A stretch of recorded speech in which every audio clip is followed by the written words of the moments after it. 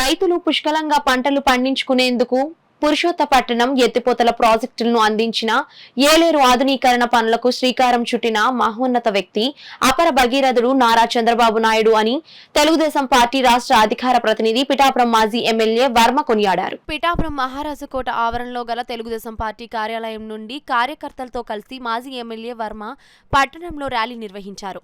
చంద్రబాబు నాయుడు బొమ్మ ఉన్న మాస్కులను ధరించి తెలుగుదేశం పార్టీ కార్యకర్తలు సందడి చేశారు.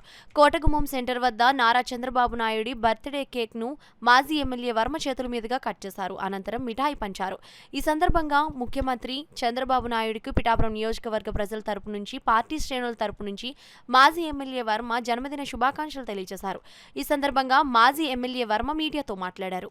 చంద్రబాబు నాయుడు గారు అధికారంలోకి రాగానే నేను ఎమ్మెల్యేగా ఉన్నప్పుడు ఎండిపోయి పొలాలకి పురుషోత్తపట్నం ఇచ్చారు, మునిగిపోయి పొలాలకి ఏలేరు ఫేజ్ 1, ఫేజ్ 2 ఇచ్చారు. ఆ విధంగా ఈ నియోజకవర్గాన్ని 2800 కోట్ల రూపాయలతో అభివృద్ధి చేసిన అభివృద్ధి దాత మన చంద్రబాబు నాయుడు గారు.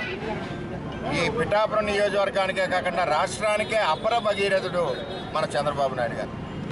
అటువంటి చంద్రబాబు నాయుడు గారితో 23 సంవత్సరాలు సుదీర్ఘ ప్రయాణం చేయడం అన్నది ఎంతో ఆనందదాయకం. అటువంటి వ్యక్తి దగ్గర పనిచేయడం, అటువంటి నాయకుడి దగ్గర పనిచేయడం కూడా ఎంతో గర్వకారణం.